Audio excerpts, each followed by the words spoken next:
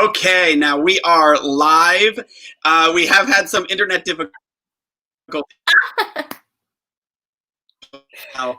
But we're going to be chatting today with Sarah Scheldt. I'm going to let her introduce herself to you, but we are going to chat about connection, student connection, how parents can connect with their students, teachers can connect with their students in this remote hybrid world and beyond. So Sarah, I'm going to let you introduce yourself first. Great. And get us. Thank you. Well, thank you, first of all, for having me. I'm really excited to be a part of all of the work that you are doing, really to help teachers and also to help parents. As Chuck mentioned, my name is Sarah Scheldt, and I have been an educator and a coach for almost 20 years. So I have worked with hundreds of children and parents. I actually was a competitive gymnast. And then through college, I coached a little competitive gymnastics team. So that really started me on this journey of education and coaching. And so now what I really do is I work with parents and I bring the strategies from my classroom into their homes. And so I really work with them on whether it's behavioral or academic or social emotional development, and really through now this time of COVID, really offering just a lot of support, because I know so many of us are feeling overwhelmed and frazzled, and I know we just had some internet glitches, and so many people are probably relating to the internet glitching over Zoom these days. Yeah, I agree. I mean, as we were talking right before we came on, the internet decided not to work, right? Yeah. And that actually happened to me earlier this week. I'm teaching fully remote, so I'm actually at home teaching from the basement, and I was in the middle of a class and the entire internet just stopped working, right? Yes. So it's kind of working around those types of things where you kind of see that. It's how do we make these connections with kids when my face is frozen on a screen? Exactly. Or they might not even have their camera on. How do I see them? Right. And that's why I'm excited to kind of talk to you a little bit and pick your brain about how we can go about making these connections, how we can help parents make these connections, things Right. like that. And similarly, I was in the middle of a reading lesson and I must have frozen because I could hear my class on the other end say, "She's frozen." Yep, she's frozen. So we've all, I think, been in that same situation. Yeah, and it's tough, right? Because it is very difficult and frustrating when you're in the moment and you kind of feel overwhelmed and lost, right? So Yeah. I guess I'd want to start right away just by asking you, what would your first piece of advice be when it comes to connecting with kids, either as a teacher or Sure. helping parents connect with them? Yeah. So one of the first things that I actually did this year is I set up a Zoom call with every family one-on-one, because I am also teaching remotely, and it is harder to make those personal connections over a screen, especially when you aren't seeing families day in and day out. And so I made it a point to schedule a very quick 10-15 minute conversation with each family and with each student to just check in with them and say, how are you? How's it going? What is your vision for this year and for your child? And also, what are some concerns that you might have for this year? And really just offering that reassurance that even though we may not see each other physically, that we still are on the same team and that we still have the ability to connect, thank goodness for technology, with one another. And I think that set up a great relationship for me and my families right away. Yeah, and I'd agree. I think that conversation piece is crucial, because I think a lot can get lost in translation, so to speak, when you're trying to only communicate maybe via email or just trying to communicate in some other different way if you're using Google Classroom or something along those lines, which are great tools. But I love the idea that you literally contacted the families so that you could have that conversation, right? I know it takes a little bit more time to do that. Would you say that you think that it was worth it, though, to kind of take that time and set aside whatever. Yes, I really do. And it did. It took some time. We were able to have 3 days of almost an orientation into remote learning. So I was lucky to have that time already built in. But so many of our families have such unique situations that it really also gave them the voice to express what it is that they needed to express to me. And so again, like, yes, it took time, but I already see the benefit and the payoff where we have already established a relationship. And I think that's a really important word to think about is how can we establish and create through these conversations relationships with our students and with their families so we really can support them through this really unique, unprecedented time that we're in. Yeah, I agree. And I think, and one thing that I love the fact that you kind of hit on building those relationships, like how do we do it, right? I think that we need to find specific ways of doing it. One simple way that I use actually that's kind of worked fairly well is because we use Google Meet most of the time, just because we have a Google Suite. But before class, I usually have a 5-minute timer and I have a pre-class question. And it has nothing to do with really what we're going to learn. Like today's was something like, I think today's question was, what is your favorite season and why? We just, in the chat feature, they were all going crazy talking about, I like summer because of this. And I respond to all of them. And then we take a minute or two I just talk to them. Wow, I can't believe you like this summer. And the conversations that come out of just something that's simple, whereas people are saying their kids are saying things like, oh, my birthday's in winter. That's why I like it. So I'm learning some different things like that has been able to, at least in some sense, get me to connect with them on a different level than just academics. So that's something that I find is important too, building those relationships, having those conversations. Exactly. And I actually do the very same thing. I put up a little poll question at the start of every, we call it morning circle, where it is a time that we just connect. And one of my poll questions was, would you rather be a Harry Potter, like which wizard character, or a superhero, like which power? And the conversations are amazing. And then what is built into those conversations is also one of our writing units is opinion writing and backing up your opinion with your reasons. And so we're already building in these skills through these conversations. And then as a teacher, I'm tucking away, some of these things that kids are saying, and I'm learning about them. So when they come to me and say, I'm not sure what to read next, or I'm not sure what to write next, I have some direction on what their interest level is, what they're interested in. And then I can kind of take them in a direction that they are learning and they are really interested in what they are learning. I think that we've all been down a rabbit hole when we get really excited about a new piece of information and we're trying to read everything and look up, different types of things. And I think that this is the same thing that we can learn from our kids and they can learn from each other through these conversations. I agree. And I think that it's just crucial, to be honest with you, like these simple ways, but sometimes the simplest things that we do can be the most impactful in some sense, right? Awesome. So now conversations is definitely, or having conversations and building relationships through them are definitely key. What would be something else that you might say, this could really help us make connections, or another way we can connect with the kids that we teach? Yeah, so one of the big things that I also, and these are things too that, if parents are, a lot of the questions I get is, how can I support my child at home? And that's really how I sort of bridge that gap between being an educator as well as a parent coach, because I was getting a lot of questions of, well, how do I do that at home? And so one of the things besides having conversations with your children is allowing them to be creative and then exploring through that creativity. I was just talking about how when we're interested in something, we kind of go down this rabbit hole of wanting to do that thing. One of my friends recently, his girls are at home, they're doing virtual or blended learning, and they created an obstacle course for their cats.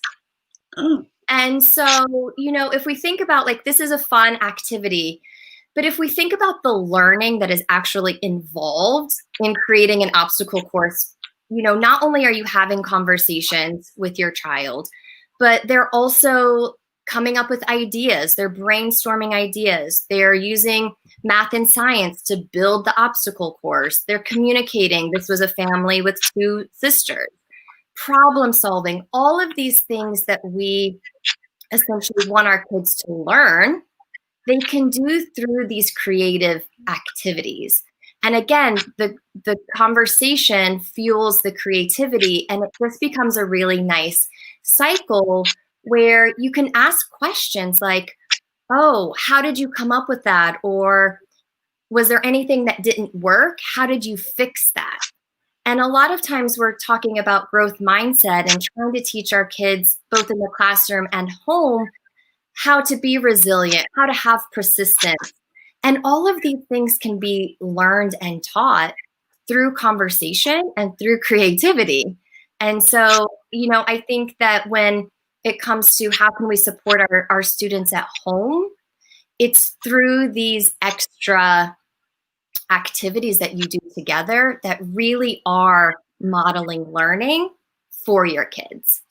Yeah, I love that because I know that for me, I've had parents reach out and I actually got an email today that just literally said, help, what can I do, right?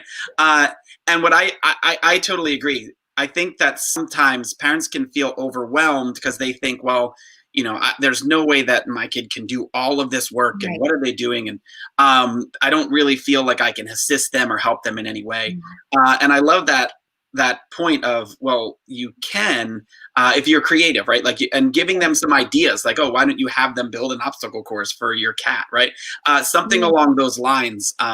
It's fantastic. And I think that if parents really were able to understand, although I may not be able to teach them how to write an essay per se, or I don't know how to do this math, there's the skills that you can do through some of these creative outlets will put a lot of the things that they're learning to action in a way that I think we couldn't do through the screen, right? Because we're not interacting with them. So yeah, I love it. I love that piece. Yeah, and I think too for parents, it's knowing that first of all, children watch what you're doing. So you can even ask yourself, how am I a reader in my life? How am I modeling reading for my child?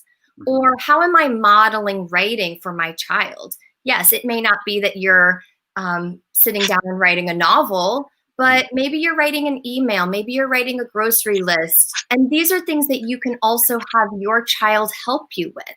You can say, hey, Saturday we go to the farmer's market. Let's make a list. Can you write it out for me? And just using these ways to incorporate naturally into what you're already doing. Going back to the cat obstacle course, thinking about what your children are interested in. And I think this is where we can allow our children to be curious. Like, what is it that you are interested in naturally? And then fueling that subject matter. So if they're building something, have them draw it and label it. One of the things that I love to do as a writing teacher is I like to show that my kids can write in all different forms using one topic. So if we think about a birthday party, what are all of the things that you can write just around the topic of a birthday party? You can make a poster or a flyer. You can write a birthday invitation. You can write about your own birthday party. And like one, it was my birthday. You can make up someone's birthday party. Like you can take one thing that kids are really interested in and you can really explore it in many different directions. That learning doesn't necessarily mean this set curriculum or these core standards. That learning really is as broad as you want it to be.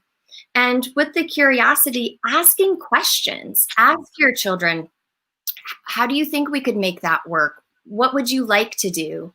I watch on Sunday mornings. It's called the Sunday morning show. And they were talking about the Rube Goldberg machine, how you have to do many, many steps to do one simple task. And I think the task this year was to drop a bar of soap into your hands. Okay. And how many families actually came together to create their machine for this event or activity. And again, it just, not only does it bring the family together, going back to that connection piece, but there is so much learning and exploring and curiosity involved that isn't, okay, now you're going to sit down and read your book for 20 minutes, or now you're going to do this sheet of math problems. That there really is learning at such a higher level when we're allowed to explore what we're interested in, what we're curious about. Yeah, I agree. And I think that especially on the parent side, like for parents that might be a little bit overwhelmed, just embracing your child's natural curiosity can really spark everything. And I like, you kind of had the 3 C's, right? You talked about conversation, creativity, and curiosity, and they all kind of mesh into one, because if you have the conversations, then you're going to build those relationships, get to know a little bit more. Well, what are they interested in? And as a parent, I would think you probably get an idea, well, my son or daughter is interested in whatever it is, and use that, because that curiosity, I like what you had said. I think a lot of times, I know that I'm guilty of this in my own personal life with people, whereas like I know the answer, I know what wants to be done, so I just will tell somebody that answer, right? I'll kind of say, well, just do this. But I think, instead of doing that, just asking a simple question is actually a great teaching technique, and sparking that curiosity, right? Instead of saying, like you had said, something as simple as writing a recipe or a grocery list. You could, instead of saying, okay, even instead of saying, write this down, you could say, well, how do we want to remember what we're going to get at the store, right? Get them to get creative ways to even do that, right? I actually really like that, because I know that as a middle school teacher, I have a lot of curious kids, and they have a lot of different interests. And I also will teach writing, and I know that I will give them a concept sometimes that I think they're going to write about one thing, and they come out with something totally different, actually much better than what I thought in the beginning, right? Exactly. So giving them that freedom is so key. That's a good point. Yeah, and I think even with our older students, sometimes we kind of think of play as younger elementary, but really, using play is really a form of just this higher level of getting things out. And when we're thinking of our older students, when they come up with a topic, to write about, and you're like, is that really important? If you keep digging deeper by asking those really important questions of like, so tell me about your backpack. Like, why is your backpack important to you? And then continuing to go by saying, I love to ask the question, what else? What else? Is there anything else? And then, what usually comes out is something really deep and beautiful that if on the surface as an educator, you're like, can you not think of anything more important in your life than your backpack? But if you can, it's almost like unpacking that backpack in some ways. And it really brings out just a beautiful piece of this child that maybe they've never expressed before. Maybe allowing them to have freedom over their writer's notebook allows them to come up with ideas and express themselves in ways that they've never been allowed to do. I mean, even if we think about R&B or hip hop artists, the poetry that it takes to write a song is incredible. Yeah. And so it's like, where can we allow this creative freedom both in our classrooms and in our homes?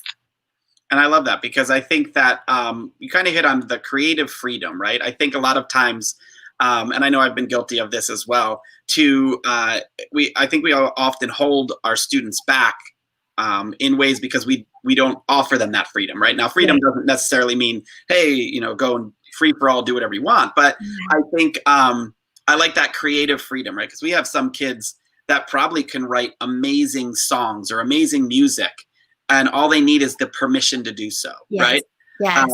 And I really like that. And for parents, it's kind of, I would love for them to say, I know that my son or daughter is struggling writing in your class, but they absolutely love music. would you mind if they just wrote a song instead of this essay? I would say, of course, yeah, let's see what they come up with, because I think that can be a bridge into what we want them to do. Exactly. And using songs as mentor text to say, like, okay, let's read what this this songwriter wrote. Like, let's, without the music in the background, like, let's read the words and let's unpack. What is the feeling here? What is the theme? What is the tone? Like, again, all of those things that, you know, as educators, it's like, okay, this writing unit is all about theme. And it's like, where can we find that in what the kids are naturally, again, drawn to? And I can imagine if you were like, okay, hey guys, we're going to learn about theme by looking at this, you know, songwriter or this artist, how they'd be like, what? And then again, it goes back to, you've now tapped in and connected in maybe a way that no one has connected with them before. Yeah, and I think when we do those types of things too, once we kind of tap into their interests, whether it's music or, you know, it's songwriting or it's something totally different, right? Maybe it's sports or whatever they might be interested in. I think as soon as because I've seen that, as soon as you tap into it, they get excited. And once they're excited, you have them hooked, right? So whether they're learning remotely or they're learning in your classroom, if they are excited about something, they're going to be engaged. And the key to that is kind of what you said. I really like your 3 C's, right? It's talking about the conversation, really kind of get to know them a little bit, right? Sometimes I think it's okay to step away from your curriculum and dive into conversation so that you can then learn a little bit more about what they like, so that you can in turn make your curriculum exciting, right? Exactly. So it's really a great concept. And then obviously creativity and curiosity, I think, really intertwine well, because if we allow them to be curious, they can be very creative. I don't know. I like those 3 C's that you mentioned. So it's really good. And I think and hopefully too, with just parents who are watching, that really kind of alleviates a little bit of pressure of like, okay, like learning comes in so many different ways and capacities that, again, you don't have to kind of be in this like, what is my child learning this year? You know, I don't know how to help them with writing. I don't know how to help them with reading. Again, it's what conversations and how can you connect within your family dynamic in a, you know, more inclusive way. One of the other things that I like to talk about is when we're connecting with our children, whether it's in the classroom or at home, trying to incorporate some one-on-one time and thinking about not what you're taking away, but what are you adding? What are you adding to your relationship?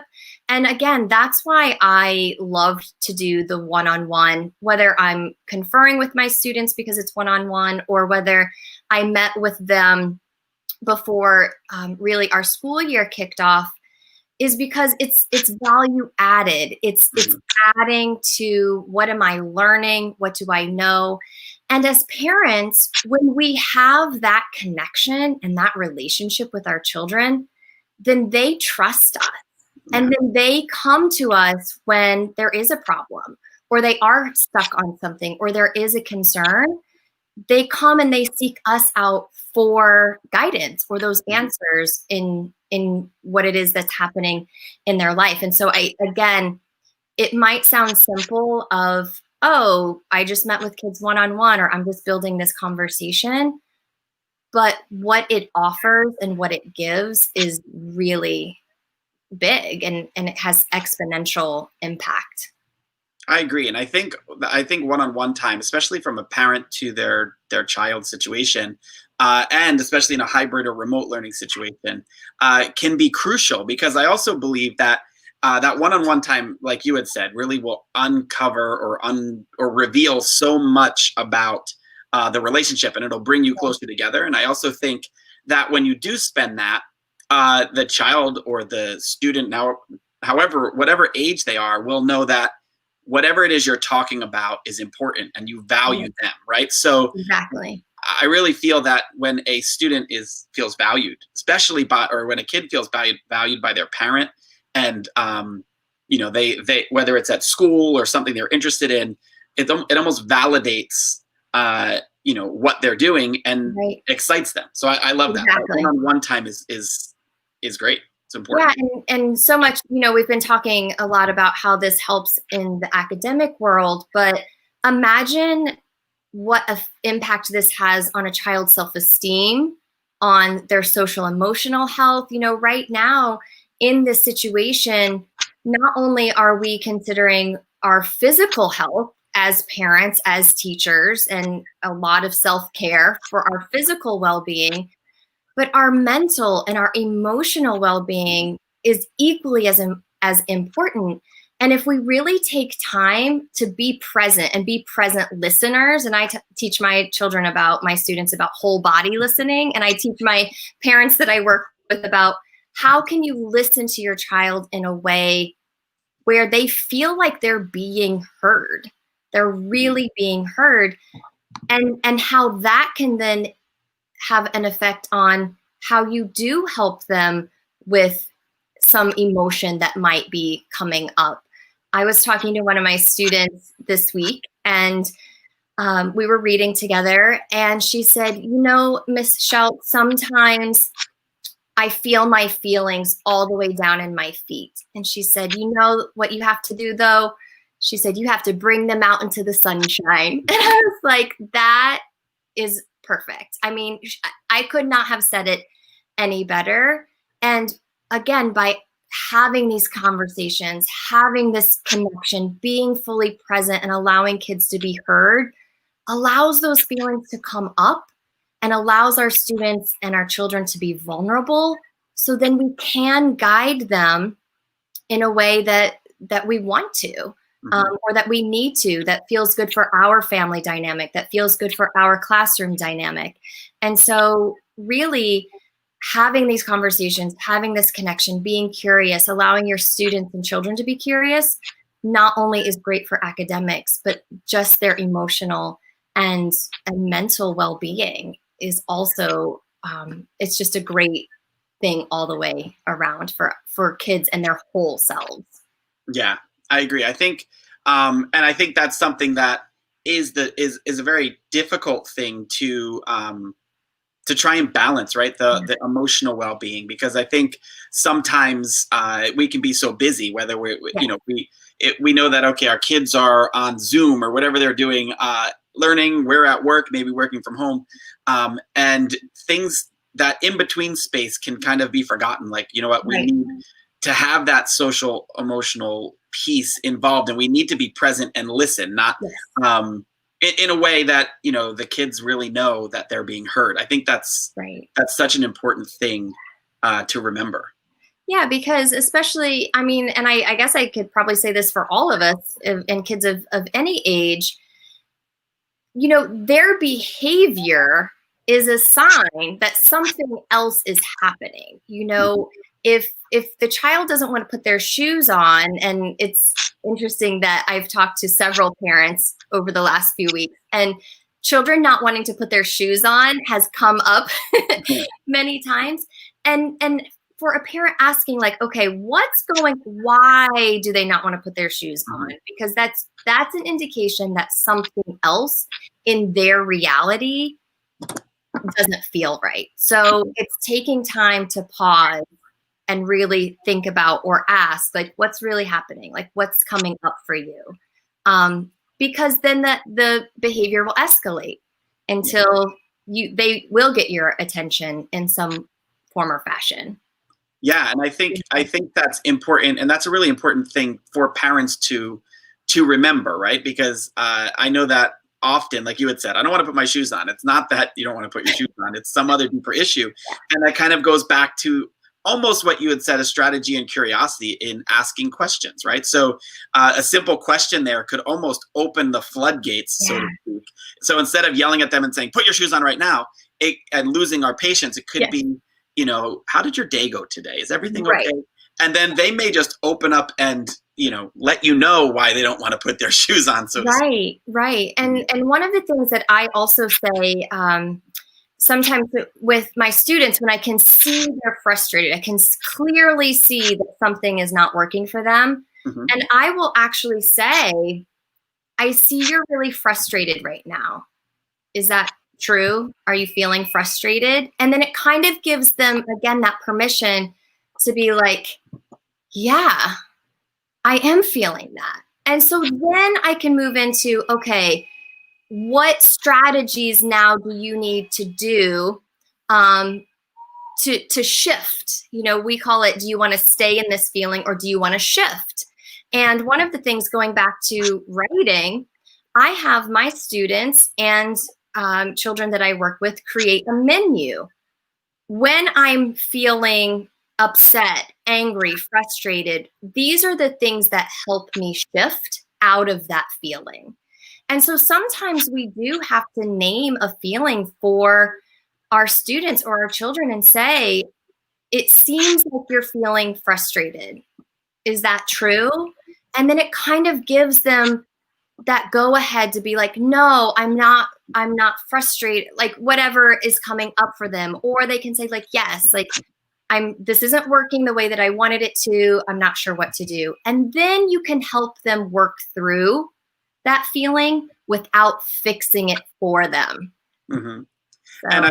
And I love and a lot of people are saying this is great. I don't know if you could see the comments. I just put a few up, but I agree. It's really great stuff. And I see Alana's on here. Hello, Alana. Definitely an old friend of mine. I've known her for a while. But she says, a lot of times we can take it personally when we stop, and then to think through a situation and help them through it. That can be difficult, right? But I definitely think, what you're talking about is crucial, right? If we just stop for a moment, I think I have a friend of mine that actually wrote a book called The Power of Pause, right? And what he kind of talks about in that book is how just even if we just take a breath for one moment before we react to something, it can change the whole situation. Yes. To think through it, and in a lot of cases, as parents with kids that might be frustrated for whatever reason, if we pause and think through those situations before we react, it could change the whole thing all the way. So yeah, I like that. Yeah, and I agree with that, the power in the pause. And it's like, unless there is an emergency where someone or something is going to be hurt or get hurt, take a moment to calm down. Let your child calm down. In my classroom, I call it the calm down corner. Some of my kids even called it the Zen den. Calm down corner. You as a grown-up, calm down. And then again, it circles back. Then you can have a conversation. And that's not saying that there are consequences, right, in that behavior. But when you come to something in a more calm state, then you are able to problem solve in a way that is effective moving forward. And so I think I totally agree. I think that's great, of just taking a moment. You can be really angry. You have the right to be angry and feel your feelings as a teacher, as a grown-up, as a parent. But taking that moment to really be in a calm state before you then approach the child in whatever it is that you need to, whatever behavior or whatever is happening that you need to redirect. Exactly. And I like that because you're right. We can be frustrated and that's okay. Like, I like that you said that, it's okay to be frustrated or upset about something, you don't have to beat yourself up about it. But when it comes to the kids, maybe just take a step back and, if we can, as difficult as it could be, tackle that issue with a very level-headed mindset where, okay, let's kind of go about this. Yeah. Awesome. So I want to just kind of recap because we've talked about a ton of things. So I'm just going to put these up quick. I know that we had said, especially for that parent part, like the conversations are so important to help build relationships. We talked about creativity, allowing kids to be creative through their learning, and especially at home as we go through, which led us to curiosity, asking questions to dig deeper, right? So it's when we can do that, we can really make a difference rather than telling somebody what to do, question them. I like that. I really love this that you talked about one-on-one time, because that's going to not only help build a relationship and foster it, but it's going to almost cement that relationship in place, right? Because the one-on-one time is so important. We talked about being present and listening. And then we've just been talking about really the fact of pausing, right? Taking that pause, Right.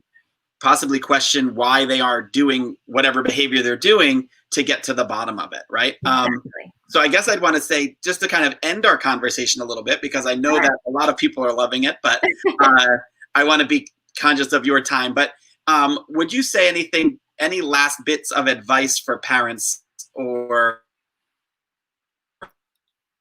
struggling with this remote hybrid piece? Anything, my internet now. Oh, there we go. Okay, I think the internet's back. Anything that you could end or recommend as your final piece of advice? Sure. And just to kind of tie up all of those talking points too, is with consistency. Mm-hmm. Children thrive when they know what is happening and what is coming. So trying to be as consistent as possible. So my last bit of advice for parents and really educators and teachers at this time is to give yourself grace, be flexible. I know that you have all probably heard that before, but also realize that you can only be in control of yourself. That you really, there are so many variables and everyone has so many things spinning. And so you can only be in control of what you can be in control of. And really listening to your body. If you need to close your eyes for 20 minutes because you have been on a Zoom with your class all day long, then take that 20 minutes, because if you are coming into your parenting role, into your teacher role depleted, then that's what you're, bringing to your students. That's what you're bringing to your kids. But if you can take time, whatever it is that brings you joy, to fill yourself back up, then you are bringing a whole and complete person to your students and to your children. So I guess that's what I would leave with, of just reading and taking care of yourself. So you really are bringing your whole, complete, powerful being to the children that you are reaching each day. Awesome. And I just, I guess I want to say, as we end, thank you so much for spending this time with us. And I would say, just before we end, I'm super excited because you are speaking on the free Teacher Success Summit. That I am pumped about. Anyone that's watching or watches this replay, you can head to teachersummit.com/Sarah to register for free. There's over 100 speakers, well over 100 sessions coming in October 19th. And you're going to be talking on a subject very similar to this. So that's going to be awesome. So I know that people that want to really dive into content like this, struggling with remote learning, how do we connect as parents? How do we connect as teachers? There's going to be a ton of stuff on there. Your session is amazing. So thank you. Yes, I'm speaking on really how to deep dive into how to have powerful conversations with your students, with your colleagues, with your school community. So I'm really excited about all of the work that you're doing for the Teacher Summit. I just think it's amazing. And I wish, as a new teacher, even though this year I feel like a new teacher in so many ways, I feel like I would have loved to have had this resource. So thank you for inviting me to be a part of it. Of course, I'm excited to have you on there. And again, thank you so much for this. We'll be diving in live throughout the month, but this was awesome. And I know that I'll see you in the group and we'll kind of chat a little bit more. So if anyone wanted to reach out to you or find you anywhere, how could they do that? Yeah, so my website is sarahscheldt.com. My direct email is info@sarahscheldt.com, and you can reach out to me at either of those places. And I would love to hear from you as a parent, as a teacher, and I have different ways that I can support either teachers or parents in everything that is happening currently. Awesome. And I just put the website up. Did I spell this correctly, right? Yes. So, and then of course, www is in front, but I think that. www.sarahscheldt.com. Make sure you check that out. I know there's awesome stuff there. And then reach out if you have any questions. Sarah is awesome. Thank you But so again, much. thank you so much for being here with us and sharing all this information. Yes, thank you. All right, I will talk to everybody soon. Thank you to everyone that's been on here, and keep your eyes out for the next live, and have a beautiful night.